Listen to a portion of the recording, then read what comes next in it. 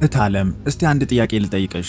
የምትወጂው የምታምኚውና የኔ ያለኝ ታብለሽ የተጠጋሽው ባልሽ አንድ ቀን ሌሊት ለገንዘብና ለንብረት ብሎ ለማይታይ ኃይል አሳልፎ ቢሸጥሽ ምን ይሰማሻል? አልጋሽ የሰላም እረፍት የምታገኝበት ምሽግ መሆኑ ቀርቶ የጦር ሜዳ ቢሆንስ? ማታ ማታ በፍቅር ያቀፈሽ መስሎሽ ገላሽን በግዳጅ የቀባሽ ነገር ስጋሽን ብቻ ሳይሆን ነፍስሽንም ለዘላለም የሚያስር የባርነት ምልክት ቢሆንስ? እስቲ አስቢው። እንደ ማንኛውም ሴት እንዳረገዝሽ ስታቂ ትደሰቻለሽ። ነገር ግን ሆድሽ እያበጠ ሲሄድ በውስጥሽ የሚንቀሳቀሰው ነገር የሰው ዘር እንዳልሆነ ስታቂስ? 9 ወር ሳይሆን 2 ዓመት ሙሉ በማህፀንሽ የተሸከምሽው ነገር ልጅ ሳይሆን እየቧጠጠና እየተንቀሳቀሰ ደምሽን የሚመጥ እንግዳ አካል ቢሆን ያኔ ወዴት ትሸሻለሽ? ዶክተር ምንም የለብሽም ሲልሽ፣ ቤተሰብ ሲርቅሽ፣ አንቺ ግን በውስጥሽ ያለውን የአውሬ እንቅስቃሴ በየሰከንዱ ስትሰሚው እብደት አይመጣብሽም? ዛሬ ስለ ክህደት ጥግ፣ ስለተሰበረ ልብና በማህፀን ውስጥ ስለተቀበረ ዘግናኝ ሚስጥር እናወራለን። የዛሬው ታሪካችን ስለ ወይዘሮ አስቴር ነው። አስቴር እንደ ማንኛውም ሴት ለፍቅር የኖረች ቤተሰቦቿንና ሀብታቸውን ንቃ የመረጠችውን ባል ያገባች ጠንካራ ሴት ነበረች። ትዳሯን ለማዳን ልጆቿን ለማሳደግ ያልከፈለችው መስዋዕትነት አልነበረም። ነገር ግን የመጣባት ፈተና ከሰው ሳይሆን ከአጋንንት ሆነ። ባሏ በድንገት የሞተባት አስቴር ገና ከሐዘኗ ሳትጽናና እንግዳ በሽታ ጀመራት። ቀን ቀን ያለ ምክንያት ከባድ እንቅልፍ ይጠላታል። በሰመመን ውስጥ ሆና ግን ብቻዋን አይደለችም። አንድ ጥላ የሚመስል አካል ይመጣል፣ ይገናኛታል። እናም አስቴር ከዚህ ማምለጥ ከማትችለው መንፈሳዊ ግንኙነት አረገዘች። ነገር ግን እርግዝናው ተፈጥሯዊ አልነበረም። ሆዷ ያብጣል ግን አይወለድም። ውስጧ ያለው ነገር ይንቀሳቀሳል ግን የሰው ቅርጽ የለውም። ሕይወቷ ወደ ሲኦል የተቀየረባት አስቴር የመጨረሻ ተስፋዋን ሰንቃ ወደ ሰሜን ኢትዮጵያ ወደ መገጭ ወንዝ ወረደች። በዛች ጨለማና ብርድ በወረሳት ሌሊት በወንዙ ዳርቻ ሆና የገጠማት ነገር የሰው ልጅ ጭካኔ ልክ እንደሌለው የሚያሳይ አስደንጋጭ ክስተት ነበር። የአስቴር የልጅነት ሕይወት በተድላ የተሞላ ነበር። የልቧ ምርጫ ግን የሀብት ማማ ሳይሆን የፍቅር ጎጆ ሆነ። ለወላጆቿ ብቸኛ ሴት ልጅ ብትሆንም ልቧ ያረፈው በእነርሱ ምርጫ ላይ አልነበረም። ቤተሰቦቿ ያዘጋጁላትን የባለጸጋ ልጅ ትታ ከመረጠችው ወጣት ጋር ኮበለለች። ያ ጊዜ ለአስቴር ወርቃማ ዘመን ነበር። ምንም እንኳ ኪሳቸው ባዶ ቢሆንም ልባቸው ግን ሙሉ ነበር። የቤተሰቦቿ ቁጣ፣ የዘመድ አዝማድ ሐሜት እና የኑሮ ውጣ ውረድ ከባለቤቷ ጋር ያላትን ፍቅር ሊሸረሽረው አልቻለም። በአንዲት ጠባብ ቤት ውስጥ በፍቅር ተቃቅፈው 2 ልጆችን አፈሩ። አስቴር በዛች ጠባብ ቤት ውስጥ ንግስት ሆነች። ባለቤቷ ደግሞ ታማኝ አገልጋይና ንጉሷ። ድህነት በሩን ሲያንኳኳ እነርሱ በመስኮት በኩል የፍቅር ዘፈን ይዘፍኑለት ነበር። ነገር ግን የሰው ልጅ ሕይወት እንደ ክረምት ሰማይ ነው። ፀሐይን ሳትጠብቅ ደመና ትጋርዳለች። ከ8 ዓመታት የፍቅርና የትግል ኑሮ በኋላ የአስቴር ሕይወት በአንዲት ሌሊት ተገለበጠ። አባቷ በድንገተኛ ህመም አረፉ። እናቷም የባሏን ሞት ሐዘን መቋቋም አቅቷት በዓመት ጊዜ ውስጥ ተከተለቻቸው። የአስቴር ሐዘን ጥልቅ ቢሆንም የሐዘኑ ማብቂያ ግን ሌላ አዲስ ምዕራፍ ከፈተ። የቤተሰቦቿ ብቸኛ ወራሽ በመሆኗ ያ ትልቅ የቤተሰብ ቤት፣ ያ የተከማቸ ንብረት፣ ያ ሁሉ ሀብት በአንዴ ወደ እሷ እጅ ገባ። አስቴር ባለቤቷና 2 ልጆቿ ከዛች ጠባብ ጎጆ ወጥተው ወደ ሰፊው የቤተሰብ ቤት ጠቅልለው ገቡ። የድህነት ቀናት አበቁ። አዲስ ህይወት፣ አዲስ ተስፋ፣ አዲስ ጅማሮ። ግን ገንዘብ የሰው ልጅ ባህሪ የመቀየር አቅም እንዳለው አስቴር በጊዜው አልተረዳችም። የቤቱ ስፋት፣ የንብረቱ ብዛትና የኑሮ መለወጥ ቀስ በቀስ በመካከላቸው የነበረውን የፍቅር ድልድይ ማፍረስ ጀመረ። የባለቤቷ አይኖች፣ ድሮ በፍቅር ብቻ ያዩት የነበሩት አይኖች አሁን በስግብግብነት ስሜት መሞላት ጀመሩ። አስቴር ይላታል ማታ ማታ አልጋ ላይ ሲሆኑ። ድምፁ የድሮው ለስላሳ ድምፅ አይደለም። ይህ ቤት እኮ የኔም ነው። እኔና አንቺ አንድ ነን። ለምን ንብረቱን በጋራ ስም አናዞረውም? አስቴር መጀመሪያ ላይ ነገሩን እንደ ቀልድ አየችው። የኔ ያንተ፣ ያንተ የኔ አይደል እንዴ? ስሙ ቢቀየር ባይቀየር ምን ለውጥ አለው? ትለዋለች። ነገር ግን የባሏ ጥያቄ እየጠነከረ ወደ ጭቅጭቅና ወደ ማስፈራራት እያደገ መጣ። ቤተሰቦችሽ ድሮ ስለናቆኝ ነው አይደል? አሁንም የነሱ ንብረት ስለሆነ እኔን እንደ ባዳ ታይኛለሽ እያለ ይጮህባት ጀመር። ትናንት በፍቅር የተገነባው ትዳር ዛሬ የንብረት ይገባኛል የጦር ሜዳ ሆነ። አስቴር ጠንካራ ሴት ናት። ቤተሰቦቿን የናቀችው ለገንዘብ ብላ ሳይሆን ለፍቅር ብላ እንደነበር ታውቃለች። አሁንም የባሏ ጥያቄ ከፍቅር ሳይሆን ከስግብግብነት እንደመጣ ስትረዳ እምቢታዋን አጠናከረች። ይህ የወላጆቼ ትዝታ ነው፣ የልጆቼ መጻኢ ዕድል ነው፣ ስሙን አልቀይርም አለችው። ይህ እምቢታዋ በባሏ ልብ ውስጥ ያደረውን ሰይጣን ቀሰቀሰው። ፍቅር የነበረው ቤት ቅዝቃዜ ወረረው። ቃላት እንደ ጦር ይወራወሩ ጀመር።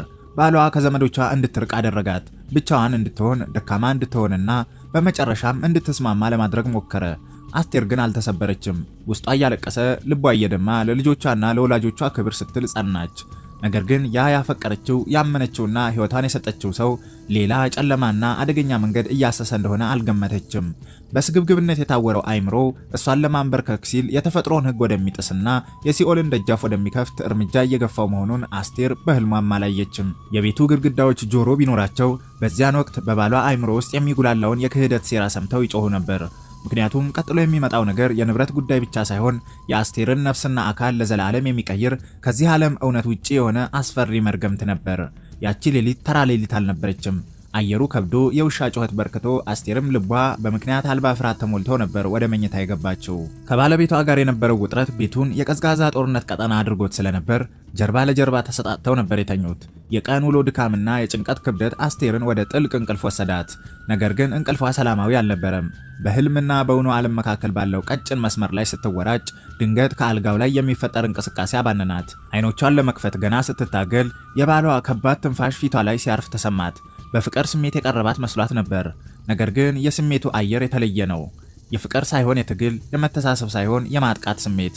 ገና ምን እየሆንክ ነው ብላ ለመጠየቅ አፏን ሳትከፍት የባለቤቷ ጠንካራ እጆች ያዟት። ብርሃን በሌለበት ድቅድቅ ጨለማ ውስጥ በእጁ የያዘውን አነስተኛ ጠርሙስ ከፈተ። ክፍሉ በቅጽበት በአንድ እጅግ በሚከረፋ አፍንጫን በሚለበልብና የሻገተ መቃብር በሚመስል አስቀያሚ ጠረን ተሞላ። አስቴር ልትገፋው ሞከረች። ልቀቀኝ! ምንድነው ይሄ? ብላ ጮኸች። ባሏ ግን አልሰማትም። በሰይጣናዊ ኃይል እንደተሞላ ሰው በጉልበት ተጭኖ ያንን አረንጓዴና ጥቁር መልክ ያለው ወፍራም ቅባት ከአንገቷ ጀምሮ ደረቷና ሆዷ ላይ ይቀባት ጀመር። ቅባቱ ቆዳዋን ሲነካው እንደ በረዶ ይቀዘቅዝ ነበር። በተቃራኒው ደግሞ ውስጧን ያቃጠለው ጀመር። ሽታው የዚህ ዓለም አይደለም። የበሰበሰ ስጋ፣ የቆየ ዕጣንና የድኝ ቅልቅል የሚመስል እስትንፋስን የሚዘጋ ክፉ ጠረን። ይህ ለመልካም ነው። ይህ አንድ ያደርገናል። ከእንግዲህ እኔን እንጂ ሌላ አትሰሚም እያለ ባሏ በሹክሹክታ ያወራ ጀመር። ድምፁ የራሱ አይመስልም፣ የሌላ አካል ትእዛዝ ፈጻሚ እንጂ። አስቴር በድንጋጤና በንዴት ኃይሏን አሰባስባ ገፋችው። ከአልጋው ላይ ተንከባለለ። ወዲያውኑ ከመኝታው ዘላ ወረደችና መብራቱን አበራች። በክፍሉ ብርሃን ስር የባሏን ፊት ስታይ ደነገጠች። ያ ያፈቀረችው የዋሁ ባሏ ፊት ጠፍቶ በላብ የተጠመቀ አይኖቹ የፈጠጡና በፍርሃትና በጭካኔ የተሞላ እንግዳ ሰው ሆኖ አገኘችው። አንተ አውሬ! ምንድነው የቀባኸኝ? መርዝ ነው? ልትገድለኝ ፈለግ? አስቴር እየተንሰቀሰቀች ጮኸች። ወደ መታጠቢያ ቤት ሮጣ ገባችና የቧንቧውን ውሃ በራሷ ላይ ለቀቀችው። በሳሙና በሻምፖ ባገኘችው ነገር ሁሉ ያንን ቆሻሻ ከሰውነቷ ላይ ለማጽዳት ታገለች። ቆዳዋ እስኪላጥ ድረስ ፈገፈገችው። ቅባቱ ታጠበ። ነገር ግን ያ አስቀያሚ ጠረን በቆዳዋ ቀዳዳዎች ሰርጎ የገባ ይመስል ካፍንጫዋ አልጠፋም አለ። ከመታጠቢያ ቤት ስትወጣ ባሏ አልጋው ጠርዝ ላይ ተቀምጦ ራሱን ይዞ ነበር። ጸጸት ይሁን ፍርሃት ወይም የሰራው አስማት ውጤት ማጣት አበሳጭቶት ይሁን አይታወቅም። በዝምታ ቆዝሟል። አስቴር ግን አሁን ንዴቷ ጣራ ነክቷል። ውጣ ከዚህ ቤት ዛሬውኑ፣ አሁኑኑ። ያደረከውን አላውቅም፣ ግን ከዚህ በኋላ ካንተ ጋር በአንድ ጣራ ስር ለአንዲት ሰከንድ አልቆይም። ጠቡ ተጋጋለ። ጎረቤት እስኪሰማ ድረስ ጩኸት ሆነ። በመጨረሻም ባሏ ተመልሼ እመጣለሁ፣ ያኔ አንቺም ንብረቱም የኔ ትሆናላችሁ ብሎ ፎክሮ ልብሱን ለብሶ ወጣ። አስቴር በሩን ከኋላው ዘጋችው። በሩ ሲዘጋ የመጨረሻው የትዳራቸው ምዕራፍ እንደተዘጋ አላወቀችም። ሌሊቱን ሙሉ ስታለቅስ፣ ሰውነቷን ስትታጠብና ያንን እንግዳ ሽታ ለማጥፋት ስትታገል አደረች። ንጋቱ መርዶ ይዞ መጣ። አስቴር ገና ከእንቅልፏ ሳትላቀቅ የቤቷ ስልክ ጮኸ። የደወሉት የባለቤቷ ዘመዶች ነበሩ። ባሏ ወደ ዘመድ ቤት ሲያመራ መንገድ ላይ ወድቆ መገኘቱን ነገሯት። ሆስፒታል ቢደርስም ነፍሱ አልፋ ነበር። ዶክተሮች የልብ ድካም አሉ። ነገር ግን አስቴር እውነቱን በልቧ ጠረጠረች። ያ የቀባት ነገር፣ ያ የተጠቀመው አስማት ሊሆን ይችላል። ሆኖም ህብረተሰቡ ይህን አልተረዳም። ለቀብር ስትሄድ የባሏ ዘመዶችና ጎረቤቶች በጥርጣሬ አይን ይመለከቷት ነበር። በንብረት ተጣልተው ገደለችው የሚለው ሐሜት እንደ እሳት ተቀጣጠለ። አስቴር ባሏን ገዳይ ተባለች። የምትወደውን ባሏን በሞት ማጣቷ ሳያንስ የገዳይነት ስም ተሰጣት። ሐዘኑ፣ ብቸኝነቱ እና ከህብረተሰቡ መገለል ተደራረበባት። በ2 ዓመት ውስጥ እናት፣ አባትና ባሏን አጣች። ዓለም ጨለመባት። ነገር ግን የባሏ ቀብር የችግሯ ማብቂያ ሳይሆን የባሰና ዘግናኝ የሆነ የስቃይ መጀመሪያ ነበር። ባሏ ሞቶ ተቀበረ። ነገር ግን ያ በግዳጅ የቀባት ቅባት ስጋዋን አልፎ ነፍሷን የነካው ያ እንግዳ ነገር ከሱ ጋር አልተቀበረም። ከቀብሩ መልስ አስቴር ወደ ባዶ ቤቷ ተመለሰች። አልጋዋ ላይ ስትተኛ ክፍሉ ባዶ ቢሆንም ብቻዋን እንዳልሆነች ይሰማት ነበር። በአፍንጫዋ አሁንም ያ የቅባት ሽታ ይመላለሳል እና ከጣሪያው ጥግ ከጨለማው መሃል አንድ የማይታይ አካል ትኩር ብሎ እንደሚያያት ይሰማት ጀመር። ባሏ የሄደው ቦታውን ለሌላ ለከፋና ጨካኝ ለሆነ ባል ለቆ ነበር። የባሏ የ40 ቀን መታሰቢያ ተደረገ። የሐዘኑ ድንኳን ተነሳ። አስቴር በዚያ ሰፊ ቪላ ውስጥ ከሁለቱ ልጆቿ ጋር ብቻዋን ቀረች። የውጪው ዓለም ወደ ቀድሞ ሁኔታው የተመለሰ ቢመስልም በአስቴር ቤት ውስጥ ግን ሰዓታትና ቀናት ትርጉማቸውን አጥተው ነበር። ቤቱ የቀድሞ ቤቷ አልነበረም። ግድግዳዎቹ፣ ጣራውና አየሩ ሳይቀር የተቀየረ የሆነ ከባድ ነገር ያዘለ ይመስላል። ነገሩ የጀመረው ባሏ ከሞተ ከአንድ ወር በኋላ በአንድ ማክሰኞ ቀን ነበር። ከሰዓት በኋላ ፀሐይ አናት ላይ ሆና ምድሩን ስታግል አስቴር ሳሎን ተቀምጣ ነበር። ድንገት ከዚህ ቀደም ተሰምቷት የማያውቅ ከባድ ድካም ሰውነቷን ወረረው። ድካም ብቻ ሳይሆን አይምሮን የሚያፈዝ የአይን ሽፋሽፍትን በግድ የሚዘጋና ጉልበትን የሚያልፈሰፍስ እንግዳ ስሜት፣ ልክ አንድ ግዙፍ እጅ ትከሻዋ ላይ ተጭኖ ተኚ እያለ የሚያዛት በሚመስል አኳኋን አስቴር ለመታገል ሞከረች። ቡና ለማፍላት ተነሳች። ፊቷን ለመታጠብ ሞከረች። ነገር ግን አቅም አነሳት። እየተንገዳገደች ወደ መኝታ ክፍሏ ገባች። አልጋው ላይ እንደወደቀች ዓለም ዞረችባት። ይህ እንቅልፍ አልነበረም፣ ሞትም አልነበረም። በመካከል ያለ ሰው እያየና እየሰማ መንቀሳቀስ የሚሳነው አይነት ሰመመን ነበር። አስቴር አልጋው ላይ ተዘርግታለች። አይኖቿን መክፈት ትፈልጋለች፣ ግን አትችልም። ጣቶቿን ማላወስ ትፈልጋለች፣ አይታዘዟትም። ሙሉ በሙሉ ሽባ ሆነች። በዙሪያዋ ያለው አየር ግን በድንገት ቀዘቀዘ። ያ የምታውቀውና በዚያች የተረገመች ምሽት ባሏ የቀባት ቅባት የሚመስል ጠረን አሁን በጠራራ ፀሐይ ክፍሉን ሞላው። ከዚያም ከክፍሉ ጨለማ ጥግ አንድ ነገር ተነሳ። አስቴር በግማሽ በተከፈተ አይኗ ታየዋለች። የሰው ቅርጽ አለው፣ ግን ሰው አይደለም። እንደ ጭስ ተንቦልብሎ እንደ ጥላ ጠቁሮ ወደ አልጋው ተጠጋ። ፊት የለውም፣ አይን የለውም፣ ግን በስስትና በረሃብ እንደሚያያት ይሰማታል። ፍርሃት ልቧን አቆመው። ልትጮህ ፈለገች። እርዱኝ ለማለት አፏን ከፈተች፣ ግን ምላሷ ወደ ላይ ተጣብቆ ድምፅ አልወጣ አለ። ጥላው ወደ አልጋው ወጣ። ክብደቱ የጥላ አልነበረም፣ የአንድ ግዙፍ ሰው ክብደት አለው። ደረቷ ላይ ሲወጣ ትንፋሽ አጠራት። አጥንቶቿ እስኪንቃቆ ድረስ ተጫናት። ያ ጥላ በእጆቹ ግሮሯን፣ ደረቷንና መላ ሰውነቷን ዳበሳት። ንክኪው እንደ እሳት ያቃጥላል። ከዚያም ያ አጋንንታዊ አካል ያለ አስቴር ፈቃድ ያለምንም ርኅራኄ ገላዋን ወረረው። አስቴር በነፍሷ አለቀሰች። ይህ ወሲብ አልነበረም፣ ይህ የመንፈስ አስገድዶ መድፈር ነው። ነገር ግን ከሁሉ የሚዘገንነው አካሏ ለዚህ ጥቃት የሰጠው ምላሽ ነበር። አይምሮዋ በፍርሃት ሲርበተበት፣ አካሏ ግን በቁጥጥሯ ስር ባልሆነ አጋንንታዊ በሆነ ስሜት ውስጥ ወድቆ ነበር። ልክ በዚያ የተረገመ ቅባት አማካኝነት ሰውነቷ ለዚህ መንፈስ ተላልፎ እንደተሰጠ እያንዳንዱ ነርቮቿ ለጥላው ምላሽ ይሰጡ ነበር። አስቴር በራሷ ሰውነት ክህደት አፈረች፣ ተሰቃየች፣ ተቃጠለች። ድርጊቱ ከተፈጸመ በኋላ ጥላው እንደጉም በነነ። አስቴር ከሰመመን ውስጥ ተወርውራ ወጣች። ላብ በላብ ሆናለች። ሰውነቷ ተሰባብሯል። ልቧ ሊፈነዳ ይሮጣል። አልጋው ላይ ተቀምጣ ስቅስቅ ብላ አለቀሰች። ይህ ቅዠት ነው ለማለት ፈለገች።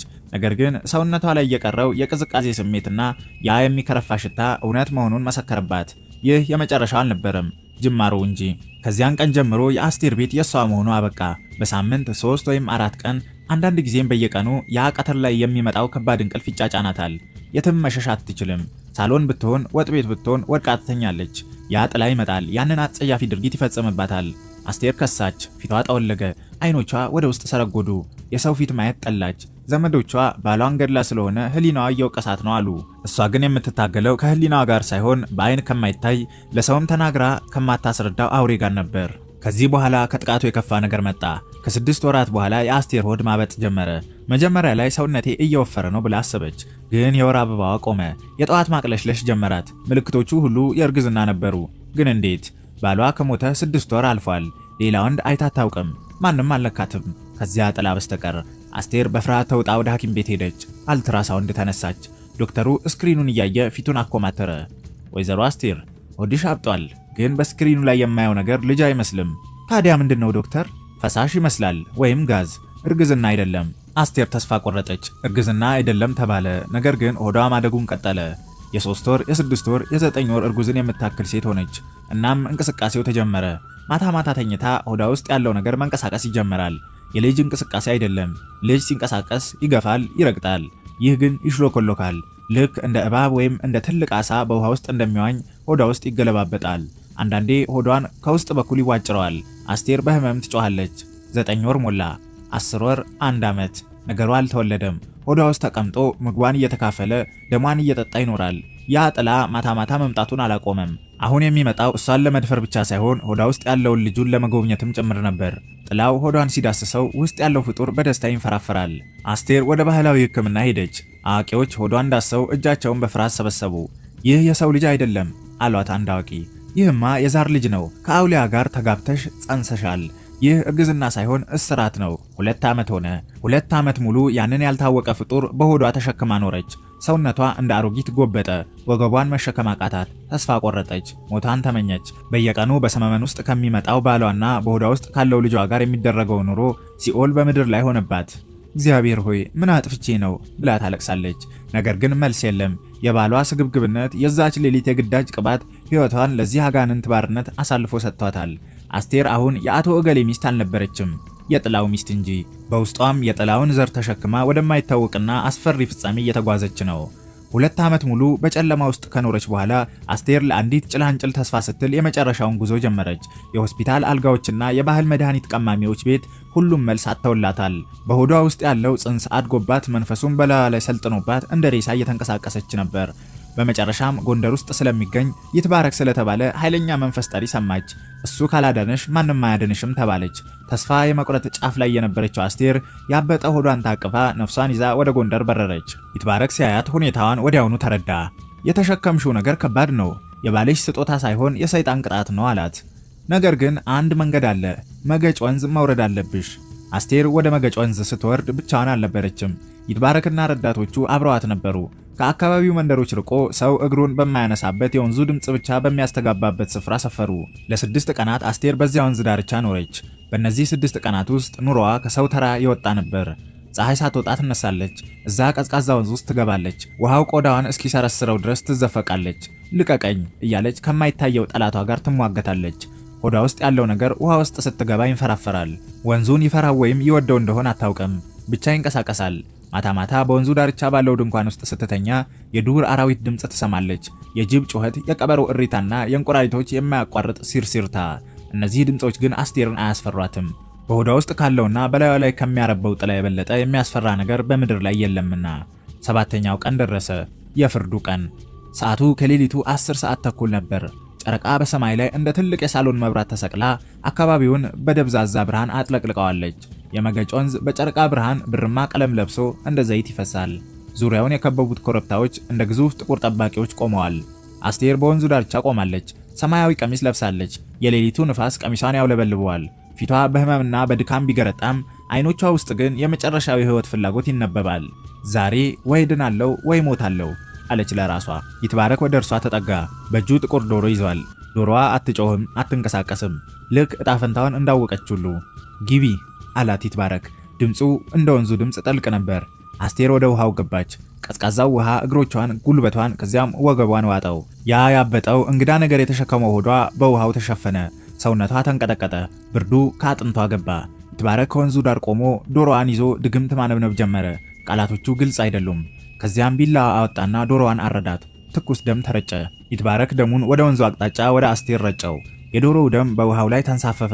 ጥቁርና ቀይ መስመር እየሰራ ወደ አስቴር ተጠጋ። አስቴር አይኖቿን ጨፈነች። በሰውነቷ ላይ የሚሰማት ቅዝቃዜ የውሃ ብቻ ሳይሆን የሞትም ጭምር ነበር። ይትባረክ የታረደችውን ዶሮ እግሯን ይዞ በአስቴር ጭንቅላት ዙሪያ 7 ጊዜ አዞራት። ይህ ደንቃራ ይባላል። በሽታውን መንፈሱንና እርግማኑን ከሰውየው ላይ አንስቶ ወደ እንስሳው የማሸጋገር ስርዓት ነው። በዚያች ቅጽበት አስቴር ሆዷ ውስጥ አንድ ነገር ሲሰበር ተሰማት። ያለ 2 ዓመት ሲንቀሳቀስ የነበረው ነገር በኃይል ተወራጨ። አስቴር በህመም አቃሰተች። እግሮቿ ሊክዷት ደረሱ። ውሃው ውስጥ ልትወድቅ ታንገዳገደች። በርቺ አስቴር በርቺ! ይትባረክ ጮኸ። እየወጣ ነው፣ እየተለየሽ ነው። ይትባረክ የዶሮዋን ሬሳ በኃይል ወርውሮ ወደ ወንዙ መሃል ጣለው። ሂድ ተከተለው። ዶሮዋ ውሃውን መታች። ልክ ዶሮዋ ውሃውን ስትነካ የአስቴር ሰውነት ቀለለ። ያ ትከሻዋን፣ ማህፀኗንና አይምሮዋን ተጭኖ የነበረው ከባድ ድንጋይ የተነሳላት መሰላት። በረጅሙ ተነፈሰች። እንባ ከአይኖቿ ፈሰሰ። ከወንዙ ስትወጣ ይትባረክና ረዳቱ ተቀበሏት። ሰውነቷ ይንቀጠቀጣል። ጥርሶቿ ይጋጫሉ። ፎጣ አለበሷትና እሳት ዳር አስቀመጧት። አለቀ? ጠየቀች አስቴር ድምጿ እየተቆራረጠ። ይትባረክ አይኖቿን ተመለከተ። ፊቱ ላይ ግን የድል ምልክት አይታይም። ይልቁንም ጥልቅ ሐዘንና ጥርጣሬ ይነበብበታል። ለጊዜው አለ ይትባረክ በለሆሳስ፣ ለጊዜው ተገላግለሻል። ያ ጥላ ርቆሻል። ነገር ግን አስቴር፣ ይህ መንፈስ ተራ ዛር አይደለም። ከባልሽ ጋር የገባው ቃል ኪዳን ጠንካራ ነው። ደም ይፈልጋል። የዶሮው ደም ለጥቂት ጊዜ ያታልለዋል እንጂ አይበቃውም። አስቴር ይህንን ስትሰማ ልቧ እንደገና ቀዘቀዘ። ያ ሁሉ ስቃይ፣ ያ ሁሉ ብርድ፣ ያ ሁሉ መስዋዕትነት ለጊዜያዊ እፎይታ ብቻ ነበር። በዚያች ሌሊት አስቴር ከወንዙ ዳር ተኝታ ለመጀመሪያ ጊዜ ያለምንም ሰመመን፣ ያለምንም ጥላ እንቅልፍ ወሰዳት። ሆዷም ረጋ አለ። ነገር ግን በህልሟ ያ ጥቁር ዶሮ በውሃው ላይ እየዋኘ ተመልሶ ሲመጣ አየች። እየቀረባት ሲመጣ ዶሮ የለም፣ ግን ጥላው አለ እና ጥላው የዶሮ ሳይሆን የሰው ጥላ ነበር፣ የባሏ ጥላ። ጎህ ሲቀድ አስቴር ከእንቅልፏ ነቃች። ወፎች ይጮሃሉ። ፀሐይ ወጥታለች። ድኛለሁ ብላ ራሷን ለማሳመን ሞከረች። ነገር ግን የይትባረክ የመጨረሻ ቃላት በጆሮዋ ያቃጭሉ ነበር። ደም ይፈልጋል። ከመገጭ ወንዝ ወደ ቤቷ ከተመለሰች በኋላ የነበረው ሰላም እንደ ንጋት ጤዛ በቶሎ ነበር የጠፋው። በሰባተኛው ቀን ምሽት አስቴር መኝታ ክፍሏ ውስጥ ስትገባ ያ አፍንጫ የሚለበልብ የሻገተና የበሰበሰ ሽታ ተመልሶ መጣ።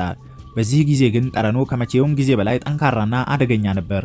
አልጋዋ ላይ ስትቀመጥ ሆዷ ውስጥ የነበረው ያ ጽንስ በኃይል ተንቀሳቀሰ። እንቅስቃሴው የህይወት ሳይሆን የቁጣ ነበር። የጥቁር ዶሮ መስዋዕትነት መንፈሱን አላባረረውም፣ ይልቁንም አስቆጥቶት ነበር። በዚያች ሌሊት ጥላው የበቀል ስሜት ይዞ መጣ። አስቴር በሰመመን ውስጥ ሆና ከበፊቱ በከፋ ጭካኔ ስትሰቃይ ያደረች። ይትባረክ የነገራት የመጨረሻ እውነት ግን ከአካላዊ ህመሙ በላይ ነፍሷን ሰባበራት። አስቴር አለ ይትባረክ የመጨረሻውን ተስፋ መቁረጥ ፊቱ ላይ እያነበበች፣ ጉዳዩ እኛ ከምንችለው በላይ ሆኗል። ባልሽ የሰራብሽ ነገር ቀላል አይደለም። ሚስጥሩ ተገለጠ። የዛሬ 2 ዓመት ባሏ በንብረት ጉዳይ ሲጨቃጨቁ አስቴርን ለማንበርከክ ወደ አንድ አደገኛ ጠንቋይ ሄዶ ነበር። የፈለገው መስተፋቀር ነበር። አስቴር ለሱ ብቻ እንድትታዘዝ ንብረቱን በስሙ እንድታዞርና እንደ ባሪያ እንድትገዛለት አስቦ ያመጣው ቅባት ነበር። ነገር ግን ይትባረክ እውነቱን አፍረጠረጠው። አስማቱ ተበላሸ። ባልሽ ያመጣው ቅባት አንቺን ለሱ የሚያስገዛ ሳይሆን ከሌላ ዓለም ለመጣ ኃይለኛ መንፈስ አሳልፎ የሚሰጠው ነው ተገኘ። ያ ቅባት የሰውነትሽን መከላከያ ሰብሮ መንፈሱ በደምሽ ውስጥ እንዲዋሃድ አደረገ። አስቴር ይህንን ስትሰማ በድንጋጤ ደረቀች። ባሏ ለስግብግብነት ብሎ ምን አይነት መቅሰፍት እንደጠራባት ገባት። ባሌንስ የገደለው ማን ነው ስትል ጠየቀች። ይትባረክ ትንፋሽ ወሰደና ያ የተቆራኘሽ መንፈስ አንቺን እንደ ህጋዊ ሚስቱ ነው የሚቆጥርሽ። የሰው ዘር የሆነው ባልሽ ከአንቺ ጋር ሲሆን መንፈሱ ቀንቶ ነው። ባልሽ ያንን ቅባት ቀብቶሽ ከወጣ በሰዓታት ውስጥ መንገድ ላይ ወድቆ የሞተው ልብ ድካም ይዞት አይደለም። ያ የተጠራው መንፈስ ሚስቴን ነካህ ብሎ ትንፋሹን ዘግቶ ገሎት ነው። አስቴር አለቀሰች። ባሏ የራሱን ጉድጓድ ብቻ ሳይሆን የሷንም መቃብር ነበር የቆፈረው። ከዚያን ቀን በኋላ የአስቴር ህይወት ቁልቁል ተምዘገዘገ። ያ በሆዷ ውስጥ ያለው ጽንስ ማደጉን ቀጠለ፣ ግን ሊወለድ አልቻለም። የሰው ልጅ ዘር ስላልሆነ ወደ ምድር መምጣት አይችልም። ነገር ግን በሷ አካል ውስጥ ሆኖ ጉልበቷን፣ ደሟንና ህይወቷን ይመጥ ነበር። አስቴር ከሰው ተራ ወጣች። አልጋ ላይ ዋለች። ቆዳዋ ከአጥንቷ ጋር ተጣበቀ። ያ ውብ ፊቷ የራስ ቅል መሰለ። ትልልቅና እንባ ያዘሉ አይኖቿ ብቻ ነበሩ ህይወት ያላቸው። ልጆቿና ዘመዶቿ ሊረዷት ሞከሩ፣ ግን ጠላቷ የሚታይ አልነበረም። ከወራት ስቃይ በኋላ በአንድ ዝናባማ ሌሊት የአስቴር የህይወት ሻማ ጠፋች። ስታርፍ ፊቷ ላይ ሰላም አልነበረም። በፍርሃት የተከፈቱ አይኖቿ ጣራ ላይ ወዳለው ጨለማ እንዳፈጠጡ ቀሩ። ያ ያበጠው ሆዷ ግን እሷ ከሞተች በኋላም ለተወሰኑ ደቂቃዎች ሲንቀሳቀስ እንደነበር አስከሬኗን ያጠቡ ሰዎች በድንጋጤ ይመሰክራሉ። መንፈሱ ማደሪያው ሲፈርስ ተቃውሞ እያሰማ ነበር። የአስቴር ታሪክ በአካባቢው ህዝብ ዘንድ እንደ አሳዛኝ ተረት ሲነገር ይኖራል። ያ ውብ ቤት አሁን ጭር ብሎ ማንም ሊኖርበት የማይደፍረው የሙት መንፈስ ማደሪያ ሆኖ ቀርቷል። የሰው ልጅ ለጊዜያዊ ጥቅም ለገንዘብና ለንብረት ብሎ ምን ያህል ይጨክናል? ባሏ የአስቴርን ንብረት ለመውሰድ ብሎ የከፈተው የጥንቆላ በር ንብረቱንም አሳጥቶ የራሱንም ህይወት ቀጥፎ ንጹህ የሆነችውን የአስቴርን ነፍስ ለአጋንንት አሳልፎ ሰጠ። ዛሬም ድረስ በጎንደርና በአካባቢው ማታ ማታ የመገጭ ወንዝ ሲሞላ የሴት ለቅሶ ይሰማል ይባላል። ያ ለቅሶ የውሃው ድምጽ ይሁን ወይም ያልተገላገለችው የአስቴር ነፍስ ጩኸት ማንም አያውቅም። ነገር ግን አንድ እውነት አለ። ከስጉራን መናፍስት ጋር የሚደረግ ማንኛውም ንክኪ ዋጋው የከበደ ነው። በተከፈተ በር የሚገባው እንግዳ በሩን ዘግቶት የሚወጣው መቼ እንደሆነ አይታወቅም። አስቴር የሄደችው ለኛ ማስጠንቀቂያ ትታ ነው።